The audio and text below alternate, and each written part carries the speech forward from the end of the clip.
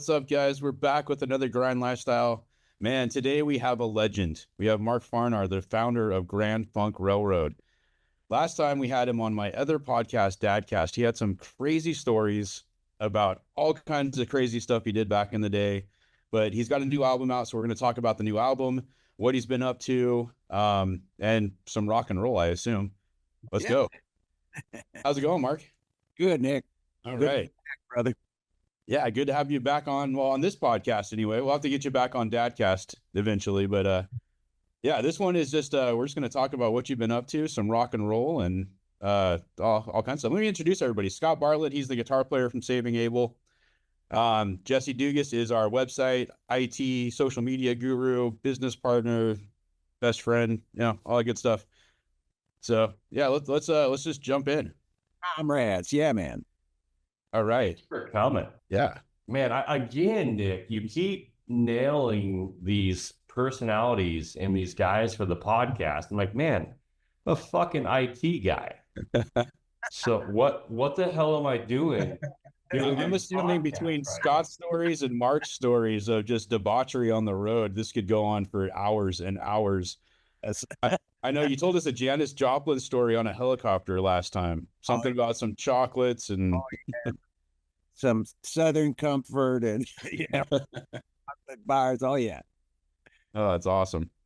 All right, well, tell us about the new album. What's going on with it? Well, Mark Slaughter is the producer of this new album. Mark and I were both at Rock and Roll Fantasy Camp. David Fishoff, who runs the camp and who is the camp guy, he came over to me and he said, listen, man, Howard Stern wants you to go on his show today and he wants you to play I'm Your Captain live. And I said, that's kind of short notice, but hey, who does he want? An acoustic version? What does he want? Right. He said, man, take these guys from the fantasy band. So we had Kip Winger on bass.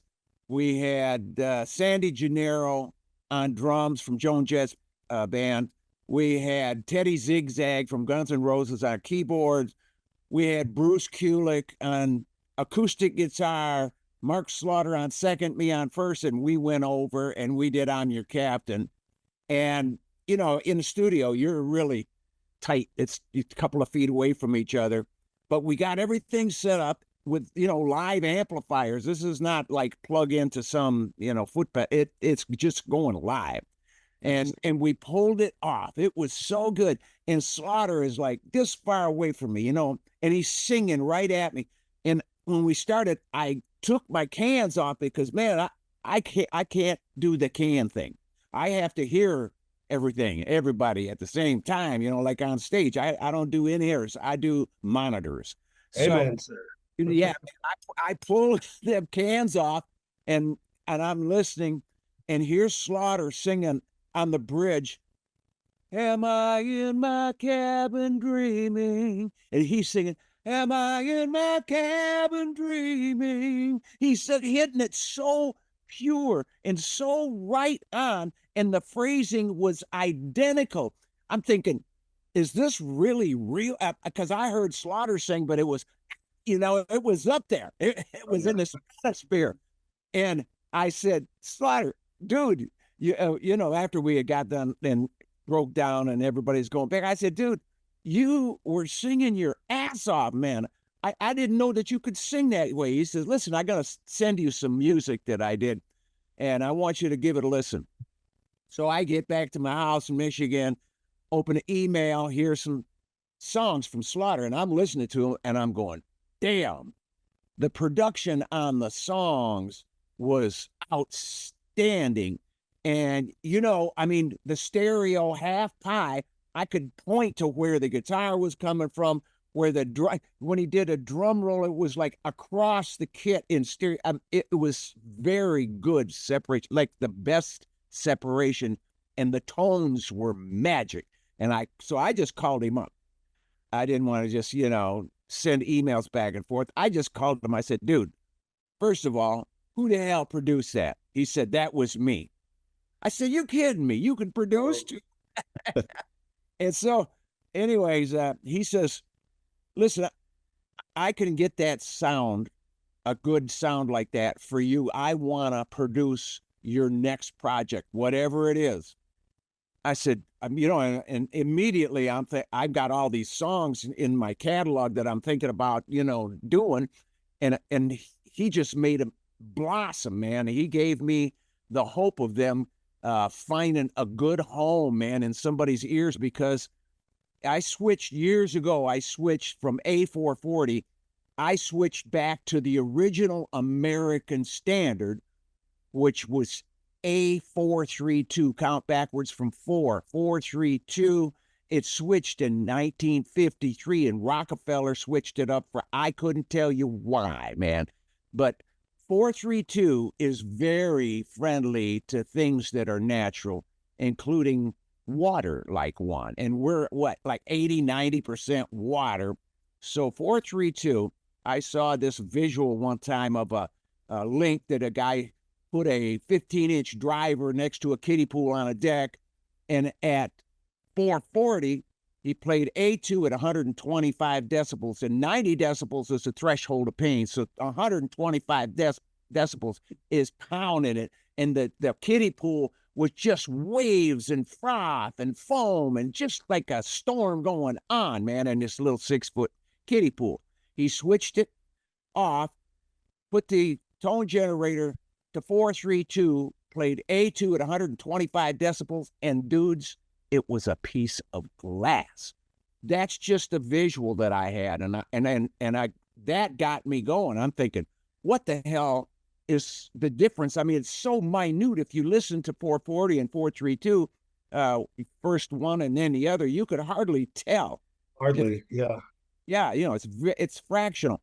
But 432, that's what I play on stage, wherever I go, whatever I do. I did the Happy Together tour with Flo and Eddie and Dave Mason and Felix Cavalieri and Rick Derringer, and we all played in 432. I got them to play in 432 because it's a great frequency. It really is. If you got an acoustic guitar, tune it to 432, and it'll tell you how much it loves you.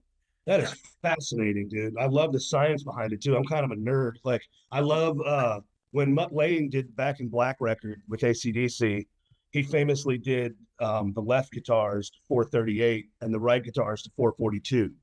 Ooh. So they balance out at 440.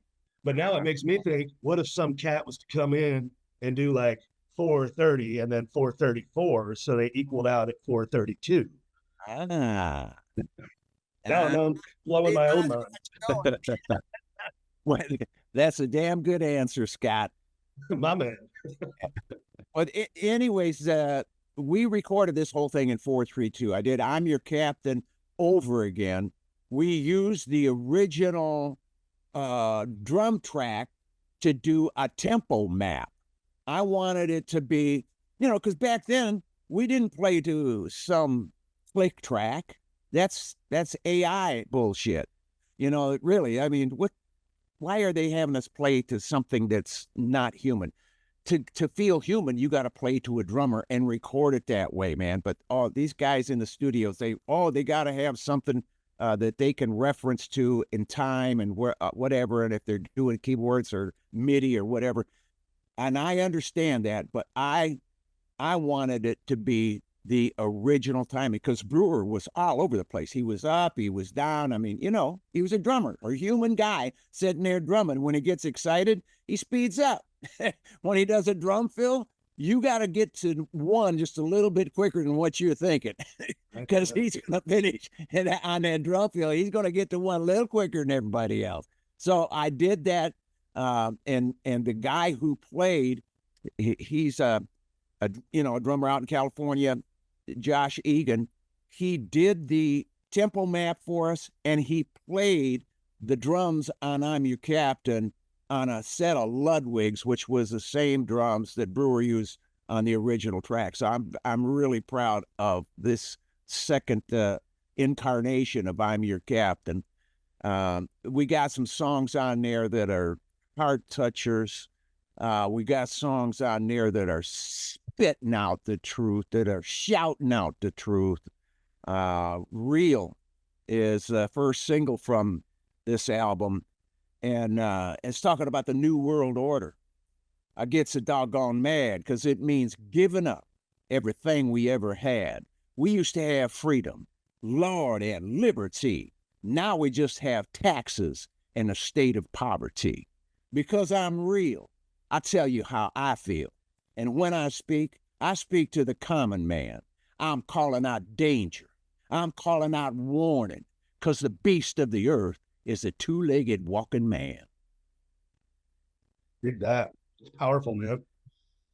All right. All I know is he finally said something that I knew something about when he talked about AI for about 3 seconds. and then the rest of it, I'm just enjoying. I gotta jump in. So Scott and I have been, well, Scott has brought up the conversation of what happened to guitar solos in rock music. So what are your thoughts on that? Like, how do you feel about guitar solos in rock music and where they've gone, where they, went away, basically, Scott, if you listen to Saving Abel, Scott's got some insane guitar solos that he throws out. Well, it all started with I did this I did a session. We had to cut something, and we weren't sure if it was going to be radio or not. So we didn't know if we needed a radio edit because the label needed something, and it's just all this bullshit hierarchy. And we had to fly into my buddy's house, actually Brett Meyer's house, who's been on this podcast, and we flew the producer in. And he came in, and it came time for me to cut the solo. And he was just busting my chops about being all over the tempo. And I was like, man, I'm a session guy in Memphis, right? I think it might be that you're just very white and you don't know that the meat of that beat is on the backbeat. And, if I'm going to get excited, I might take off a little bit, and you just got to hit record, sir. And we're going to be straight, And we were just getting into it. And he says to me, with people in the room, who the hell plays a guitar solo now anyway? They've been obsolete for 20 years. Jeez. And I go, dude, have you listened to our catalog? We're paying you thousands of dollars. Have you listened to the catalog? Every single song has a lead break. Hello. He's like, well, get with the times. And I've just been thinking about that for the last 5 years. Like, get with the times. What does that even mean? Where has the solo gone? And now I'm listening to contemporary rock radio, and I hear it. There's no solos. Yeah. And I don't dig it, man. I don't dig it. I don't get it. There has to be the guitar solo. I think it's part of the whole mind control bullshit.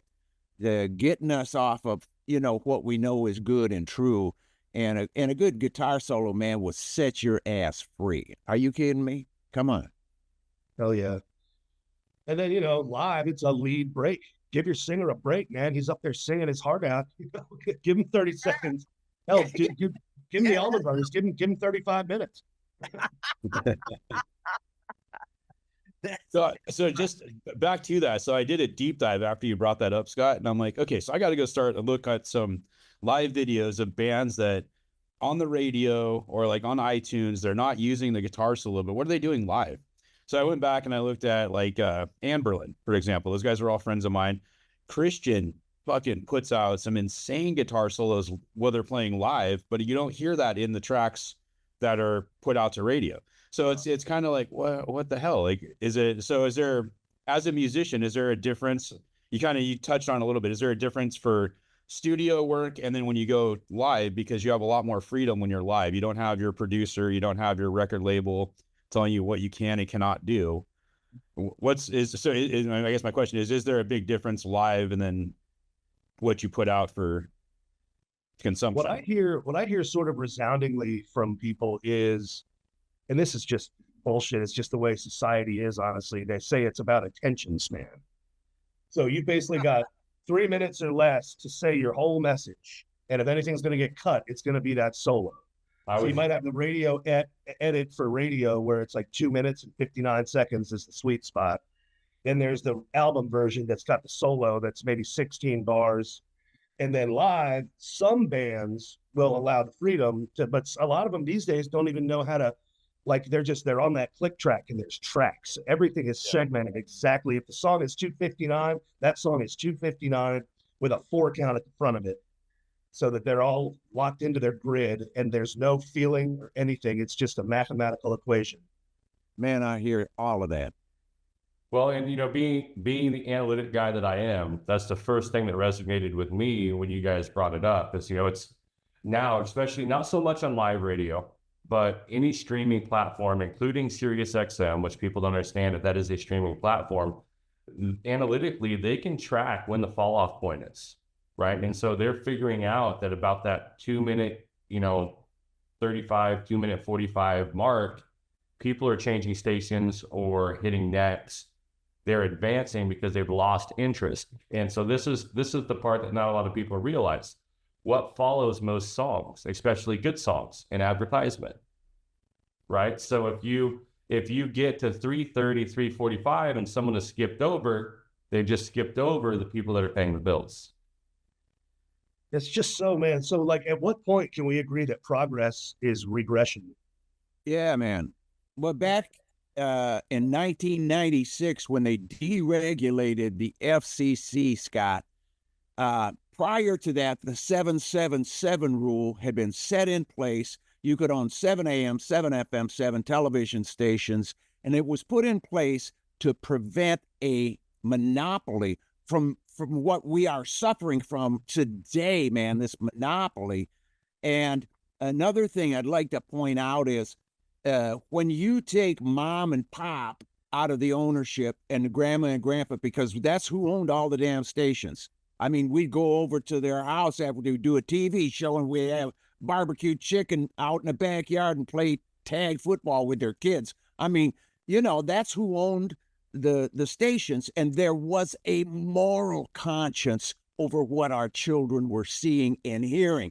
And since 96, under the Clintonistas, it got deregulated, and it turned into this corporate bullshit.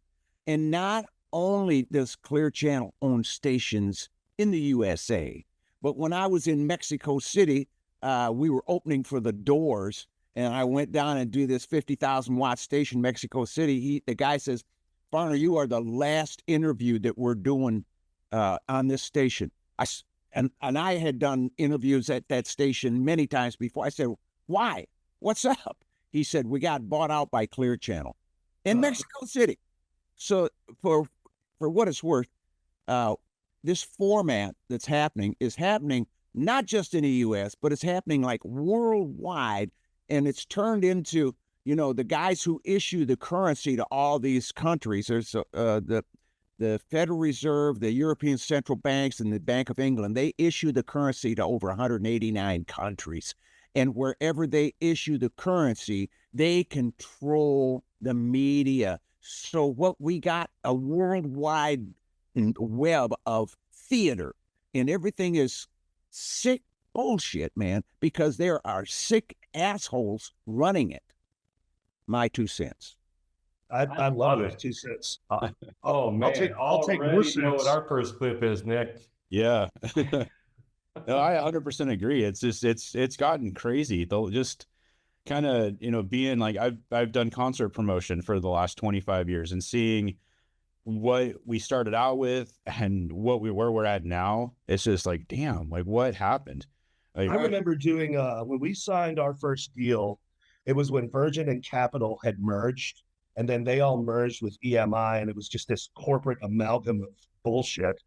But they had deep pockets, and they had a great radio department between all of it. They had regional radio.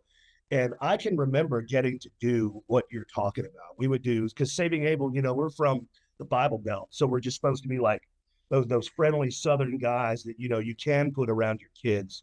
And we would go play house parties. Yeah, and we man. got cookouts. And I mean, I can remember it. Like, you're not letting that big bastard anywhere near my kid, man. It's like, no, I'm cool, man. Yeah, man. another question I like asking too is like, so Scott and Jesse and I, we own a management company. We manage country bands. We have a emo pop band out of New York does the whole click track thing, very social media based. What are your thoughts on how like streaming platforms are now picking music to play if you break on social media? If you break on TikTok, if you break on Instagram, you have viral videos.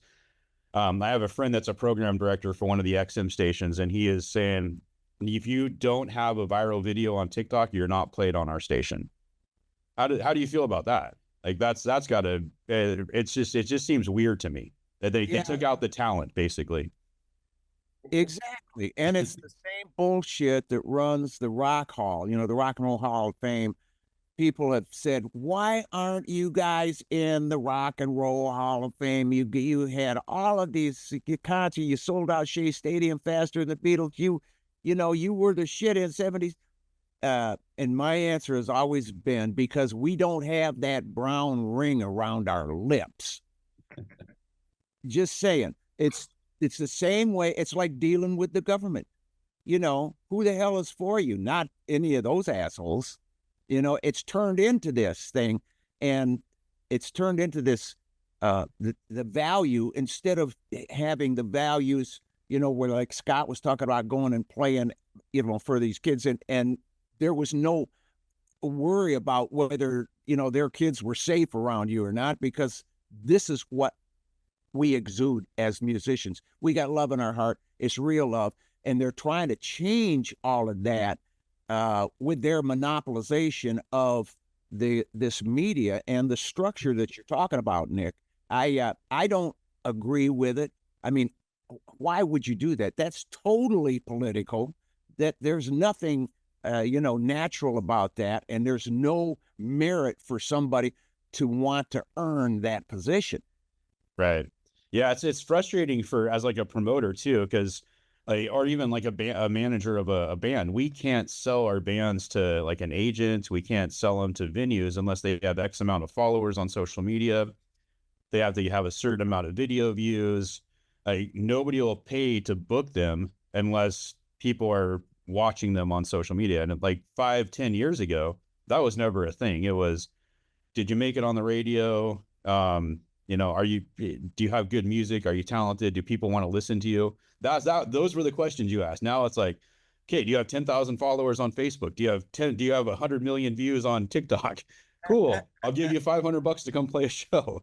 And it's total bullshit. It's like, what the hell happened to who was watching for talent? This is the other part that's weird that I'm learning. It's inflation and everything going through the roof now with everything that you're doing. Bands are getting paid less. Come on. Right? It's in a sense. Opposite. It costs more to live on a daily freaking basis. Yes.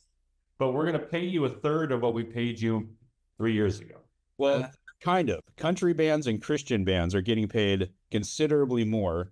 Rock bands, pop stars, hip hop artists, those are the guys getting paid way, way less. Right, but if you average it out, you take the genre away and you say the music industry as a whole, I guarantee it's down. And ticket prices are higher. It's ridiculous. Yes. You know what the ticket prices were at Shea Stadium? We sold out 55,000 seats, and they had to walk up to the ticket office at Shea Stadium to purchase the damn things. $3, $4, and $5. Yeah. That's rock and roll right there. I remember back in the day, like $10 for a national touring band was high. Like 20 years ago, we would bring in Sugar Ray. $10 was like, okay, you're stretching it there, buddy. But now it's like you bring in Sugar Ray, it's like $60 to $180 at a shitty venue. You're like, fuck. Oh, dude, I went and saw me and Lexi went and saw Elliot play. Yeah. He was telling me about the tickets, and he was like, I'm not allowed to tell you what these Justin Timberlake tickets cost, but you're welcome for when you find out later. They were like, you guys have a section where they came and walked up in front of us, and there was a bar, and production was insane. I get it. Production of that magnitude does cost a lot of money. And that's cool for the super fans. Yeah, make them pay that. But there are nosebleed people that just want to see a rock concert. They shouldn't have to pay $45, $50, man. Yeah. Yeah, absolutely, man. I took my wife to see Garth Brooks at Autzen Stadium here in Oregon 3 years ago. I paid $600 a ticket. Crazy. Good thing you don't drink. And he was sold out. And so that wasn't off a separate site. That was straight through it. Yeah. Sold out in 2 hours. But I've heard he's worth it though. Like dude, phenomenal show. Phenomenal. Phenomenal show. I still wouldn't pay $600 a ticket to go see him, but I Well, also heard we- it's gonna we be had a lot good cheaper tickets. now I mean, too, with the we- recent. We were floor level, about 9 rows back from the center of the stage. Oh, crazy! I've heard his tickets are going to be a lot cheaper though with his recent activities he's partaken in. Oh yeah. Lots of speculation there. Yeah, we might want to leave that one alone for a minute. I just find it hard to believe he can barely run across the stage, yet he can hold someone upside down by their ankles. All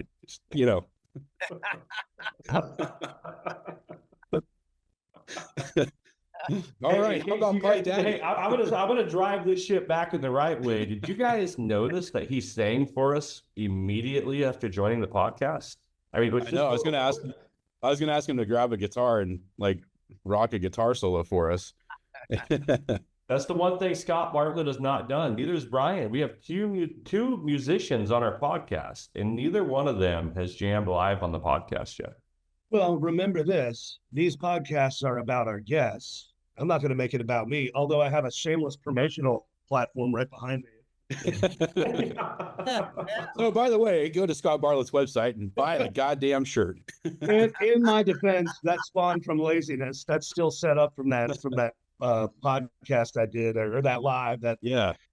So what's actually really funny here is the irony. The reason we have this company together, well, not Grind, but our relationship together, is based on the fact that I was told that I need to grow my social media numbers. And Jesse had a lot of know-how, and then him and Nick, it all just sort of spiraled into these offshoots of companies, and our friendship has cultivated since then. We've only met each other one time, but we do this once a week. We have conference calls every week, and we've been trying to, again, develop artists, develop my social media, which I hate to admit it works. It's just, I'm about that. I'm old school, dude. I like the integrity of music. I know I'm good at what I do. I mean, I'm baffled that it's come to this, but I got to play the game, Well, and a lot of people, and a lot of young artists, because we've done an abundance of research on the matter. A lot of young artists don't mind doing it because they don't know the way that it used to be. Right? Yeah. They don't know what you guys did 15, 20, 25 years ago. They didn't understand the pop-up shows at Fremont in Vegas. Yeah, man. They don't understand that. Now, what's a pop-up show? Oh, but did you see so-and-so on their live last Friday night? Right? And so it's the times that we live in now, and it sucks. And a lot, from what I'm finding out, is a lot of artists that understood the way that it used to be, they don't like playing the game this way now because it makes them feel cheap, right? As an artist, it makes you feel like you're dipping below that baseline of where you want to be. What do you mean I need to go do a social media live to get likes and stars to try to generate income? Well, no, that's how the game is played now, but it comes across to experienced artists as begging. Man, when I do like these acoustic shows, I literally, one of the first things I say is, don't be afraid to talk. Like, these are bar shows. We want you to have fun. I'm deaf. I've been doing this a long time. I want to hear you be loud. So now take that premise and then imagine playing a song on your computer and being told, hey, there's 10,000 people chipping in. You can't hear any of them clapping. That's right. I know You can see the little emojis. Yeah. I don't know. I think the coolest thing for me though, talking to artists that were huge 20 years ago that had to pivot when COVID hit. Oh, okay, we can't tour. We can't do this. We can't do that. How are we going to make money? They pivoted into doing live streams from their house and realized, well, shit, I'm in my 50s, 60s. I don't want to tour anymore. I don't want to hit the road and play 300 shows a year. I can make more money playing in my dirty kitchen and not have to get out and leave my house. And so a lot of them are like really stoked about that they get to be home, spend more time with their families, that kind of thing. So that's really cool to hear that side of it. But again, it goes back to, you're not giving that interactive face-to-face real experience with real people. But you do have the other side of it. You have the other interactions, right? So even in a, the setting that we met Scott at in person for the Christmas show that he came down last November and did, Scott, that's been a year, dude. It's Anyway, weird. and so, he came down, it was a very private, intimate setting, but you still didn't get an opportunity to really hang out or ask questions or interview or just look at that other person, look at Scott as a person, not just an artist, and say, hey man, how you doing? Because he's surrounded by, hundreds of people. With the online setting, he can go back, right? He can go back, and the amount of people that you can touch on a personal basis, I think, is undervalued. There could be someone listening to you play live, and just by Scott Bartlett or by Mark saying, hey, Nick, how you doing today? You having a good day? That personal interaction there that happens online that you don't necessarily see on that face-to-face because you're running on a schedule. When you're doing your online stuff, you're your scheduler, right? There is no long list of lines. It's not, man, I've got to break it down into segments, and I've got to do 5 minutes here, and I've got to do an ad, and I've got to do 6 minutes, and I've got to get the lead off for his 3-minute piss break, and I've got to jam a solo, and none of that matters because you're in control, and you're in control of the way that you want your messaging to be delivered. So as the IT guy, I see the benefits of it. Oh yeah, I mean, there's nothing wrong with anything you're saying except for the artist-minded person that's been, I've been doing this since I was 16. It's the only way I've ever made money. And it's like, I'm used to playing dingy bars to huge stadiums, and you finish the tune, and even if you shit the bed, you can still clap, like there was something going on. And so to have to make this pivot, it's difficult, but that's like anything else, man. I mean, once you just decide it was better the old way, you're basically agreeing to die. I mean, it's like you have to, what do I always say? It's like doing the 2.5 off the high dive. You just have to start flipping, and then you'll keep going, and eventually you'll probably land on your feet or head first and not break your back or your stomach. It's like, so it's like playing slide guitar, right? You might be great in your basement, but you don't want to do it in front of people until you put that pick down and just actually commit to doing it. You just got to do it. You just got to go. You know what I'm saying? And Man, brother, amen. Yeah, man, that's it. Now you're talking some good shit right there. thought you'd appreciate that. Well, that's like anything in life too. What we do for a living, the same premises hold true. It's just we ended up picking a very interesting line of work, my man. I admire you guys though. Like, you went after what you love doing. You didn't settle for a factory job or working in a grocery store. You guys chased your dreams and made it happen. That's awesome.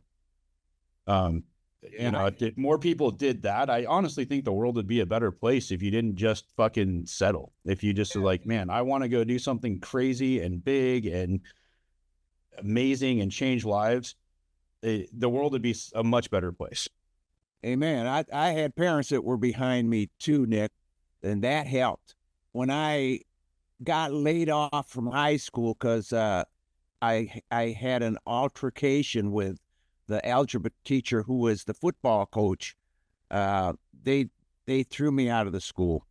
I went back with an attorney in front of the school board, and I'm sitting there, and the guy that I hit, this algebra teacher, says, if you let him back in this school, I'm going to resign. And so here's this whole school board, men and women. Okay, all right, then that's it. And at that point, this attorney that was supposed to be on my side looks at me, he says, yeah, he's got them sideburns and that long hair too. And what the hell? What the hell are you doing? You're supposed to be on my side. I got up and I just flipped the bird, and I walked out. And as I'm gonna hitchhike back to my house, here comes the attorney out of the school, and he's gonna pull over, and I'm going like, don't, because it ain't gonna be pretty if you pull over. I'm gonna need an attorney because I'm gonna hit you in the face. Oh, he kept on going, man. Oh man. But I had my mother and my stepdad was behind me, man. I was trying to go to night school, you guys, but night, hey, that's when we play. Scott verified that we make our money at night, man. 100%.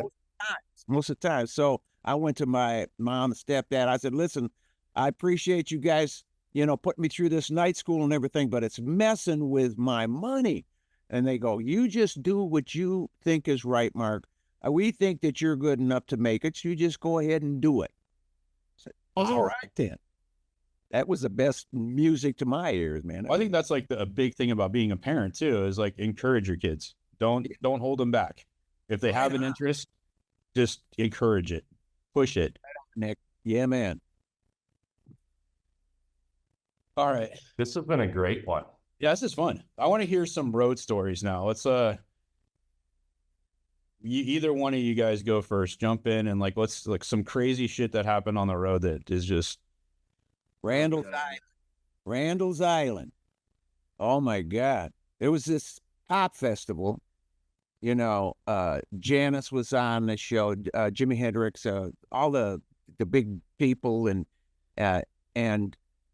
we had gone on, Grand Funk had gone on, and then Jimmy sent his right-hand man, Rabbit, over to my dressing room, and Rabbit said, hey, man, Jimmy wants to see you over at the dressing room. And I said, okay, as soon as I get some dry clothes on, I'll be over there. So I hurried up and I dried off and I got some clothes on. And I walk in, man, I give Jimmy a hug because we knew each other. We had met before and we'd hung out and talked about fishing and all kinds of shit, anything but music, man. It was great. But I walk in and give Jimmy a hug and I turn around and Rabbit's got this $100 bill rolled up and he's handing it to me. And I look over and here on this little table, they got some snow drifts over there. And I'm going, oh no. I said, you guys, listen, I don't do that. I've never done that. And you guys go ahead and knock yourself out. I'm going to sit this one out. Go ahead. And Jimmy looks at me and he says, Brother Mark, I wouldn't give you nothing that would hurt you. And I'm thinking, here's my guitar god. I'm 21 years old, maybe at this time, or 20 or 21. And he's telling me he's not going to give me nothing. I said, well, that's a lot. There's a lot there. I said, can I just try a little tiny bit of it, like this much? So Rabbit takes his knife out and he goes, tsh. It's a switchblade, and he sticks the point into one of those snowdrifts. And he says, just plug one side of your nose and whip this up the other. So I plug one side, he holds it up there, and I go, and this shit went through the top of my head, boys. I'm telling, it went up my nose and right straight out the top of my head. I'm going, I'm dying there. And just as I'm trying to, my eyes are getting so I could see again, they teared up so bad. And the guy from the stage manager hollers in, he says, you're on in 5, Jimmy. And so Jimmy said, oh man, I got to get my shit together. So I said, okay, man. I had made up a place on top of the equipment truck, this box truck, and I had a packing blanket up there, and I'm going to sit there because the cab, the top of the cab is right level with the stage, and I'm going to watch my Guitar Hero, man. Hell so, here I am up there, and Jimmy comes out, and just as he's walking out on stage, I'm starting to feel a little bit of what it was that I took. And I was going, ooh, what the heck is that? Anyways, Jimmy, he's reaching for his guitar neck, and he keeps going and missing it by, a foot every time. You heard this saying that he couldn't find his ass with both hands. He was there. He was at that point. This kid with no shirt, long blonde hair, no shoes and socks, and he had walked the excess length off of them bell bottoms. I'm telling you, they're just ragged ass old bell bottoms. Comes up behind Jimmy. He climbed up the stage, the scaffolding, gets on the deck, walks up, and he puts Jimmy's hand and his guitar neck together. And Jimmy looks over his right shoulder and thanks, man. But then he tried to play, you guys. Oh, he tried to play. The bass player and the drummer were playing a song that Jimmy wasn't even close to. But Jimmy walked over and he hit the echo on that Stratocaster, and and this thing went zoom, zoom, zoom, zoom, zoom, zoom, zoom, zoom, zoom, zoom, zoom, and my mind is going zoom, zoom, because it's loud as and oh man, this shit was starting to hit me at that point, and the next thing you know, I'm waking up. I fell off that cab of that truck. I'm waking up. Here's all these faces looking down at me. Mark, are you all right, brother? Are you all right? I'm going, oh my God, I don't feel good. I think I'm going to have to. And I mean, I tossed my cookies. I was sick. I got back to the hotel and I found out that what I took the first and last time was a combination of heroin and cocaine. Ooh, yeah. God, it was it. Yeah, That'll get you there. that cured me, though. Guys. It cured me. I got to tell you that. Road story for true. I actually, I'm like you. Like I've never put anything in my nose. I've always been like the drinker guy. Yeah. I guess mine would be drinking related. We were doing Sturgis over there at the Buffalo Chip, and we were with I think it was actually Tesla, and it was the year Aerosmith did it. So we were first to three, and I outdrank the Jaeger girls, like the whole team. Yeah. So yeah, there were like 6 of them, and they had these little shots of Jaeger, and I was just, I knocked back like, I don't know, 30 of them.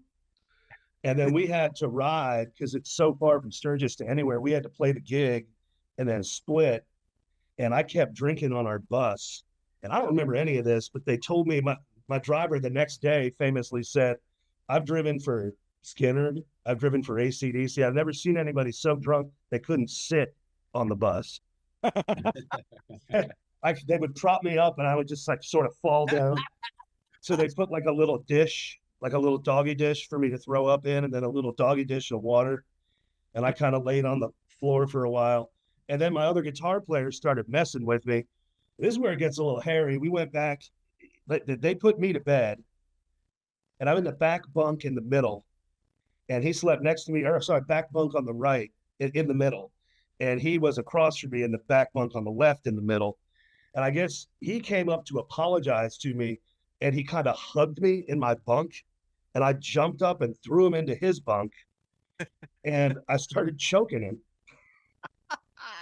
And he didn't know what to do. I'm a lot bigger than him. So he grabbed his toenail clipper, and it was like a Swiss Army knife kind of thing. And he pulled the blade, and I caught his hand to where he didn't stab my jugular. So my bus driver had stopped, and I'm choking my other guitar player with one hand, and I'm fighting his hand with the knife like this. And the driver comes back and he's like, what the holy hell? He's ex-military. He pops me on a pressure point, and I just go whoop, down. And I slept for 12 hours like that. Ooh. And the next day we showed up and we were all best friends again, and we played the gig every day. The battleground ensues. Oh, man. Crazy. You know, the next day it's like, hey, how's your wife, man? Is everything good? That's Good times. Road stories. Yeah. Hey man, I have to mention that anybody that does a pre-sale buy on my album at markfarner.com gets it signed. All of the pre-sales are signed by me. This is a red vinyl 33 1/3 album for all the hi-fi enthusiasts out there. And there is a CD as well that has a bonus track that was written by Jim Peterick and myself. Jim Peterick from the Ides of March, and you know, he wrote some 38 special hits, and he wrote Eye of the Tiger. But I'm very proud of this album, and all pre-sales are signed by me, markfarner.com. Okay, I got my little lick in there. Back to Road Stories. Yeah, we'll make sure we add it into the link as well too. Thank I'm you. buying I don't one. know. I may only add that link if I get a copy. Yeah, I'm buying it. Yeah, absolutely. We're at that 50-minute too. We're at that 50-minute mark. Would you be open to doing another episode with us in a few months? Yeah, man. Awesome. Absolutely. What do you before we get out of here, why don't you tell us what you have in store next? I'm headed down to Warren, Ohio to do a show. We're leaving tomorrow. We play the next day. And you know, it's a big theater. Nice. I like playing theaters, man.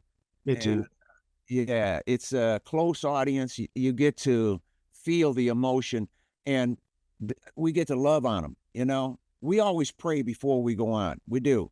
We're Christians, but we're cussing Christians. And that's, you know, seriously. I But can dig it. we invite love, man, and I'm telling you what, love shows up. And playing in 4-3-2. Remember that, Brother Scott. I'm on it.